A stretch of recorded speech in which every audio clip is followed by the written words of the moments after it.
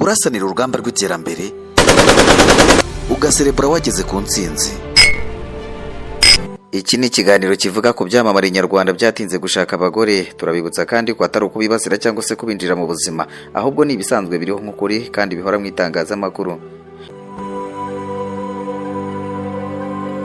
Muri Bibiliya hari umurongo ugira uti gushaka ni byiza ariko kudashaka bikaba byiza cyane kurushaho. N'urwandiko rwa mbere Pawulo yandikiye Abakorinto mu gice cya 7 ku murongo waho wa 38. Hejuru y'uwo murongo hari uwugira uti niba hari umuntu urarikira umwari akumva ko iryo rari ryazamutera kumugirira ibidakwiriye, azamurongore kuko ari nta cyaha yabakoze.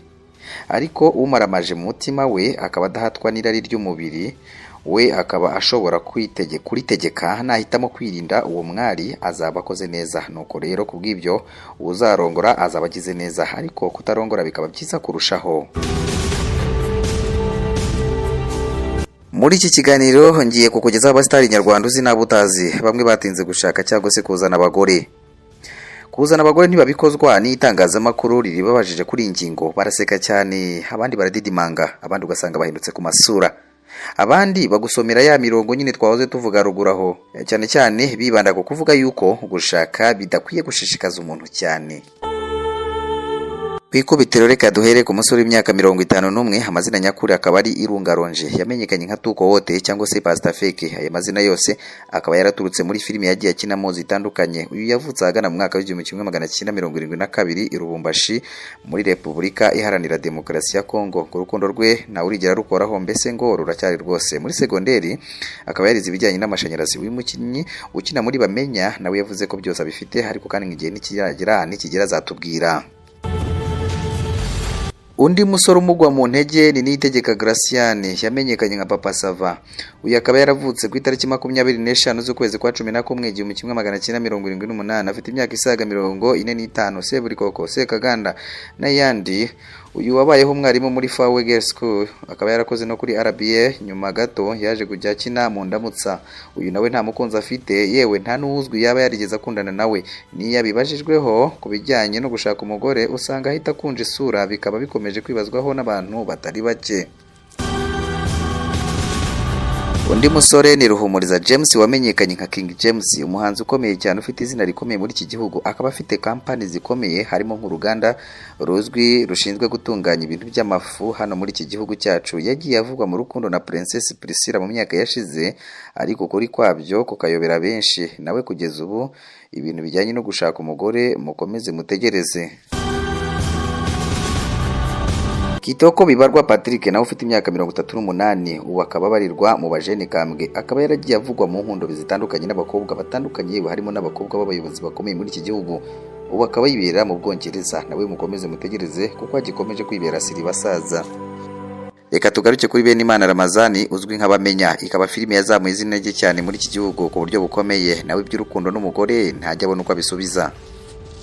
Umuhanzi ukomeye cyane ufite izina rikomeye hano muri iki gihugu ndetse no hanze yarwo, Mani Martin cyangwa se Mani Raruta Martin, ufite imyaka isaga 35. Uyu akaba yaravutse ku itariki 24 z'ukwezi kwa 12 ahagana mu 1988.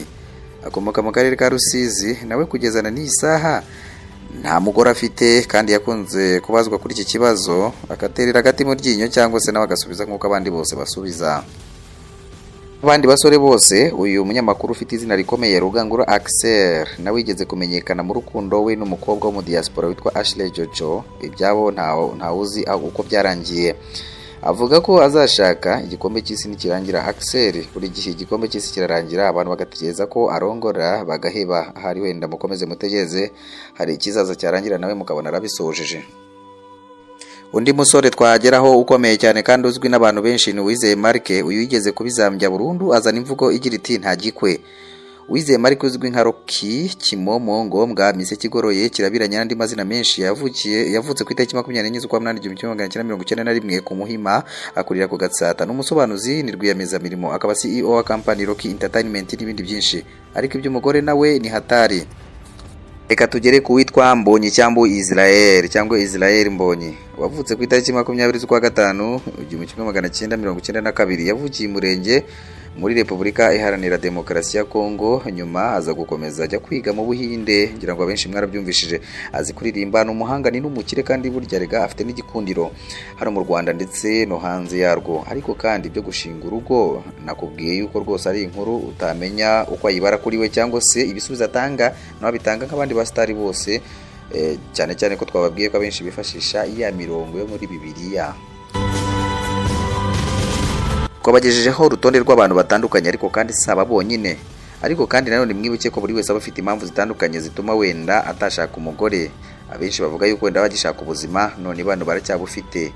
Abandi bavuga yuko wenda amahitamo ye abataramuganisha ku muntu runaka bazafatanya urugendo rw'ubuzima abasigaje muri iyi si.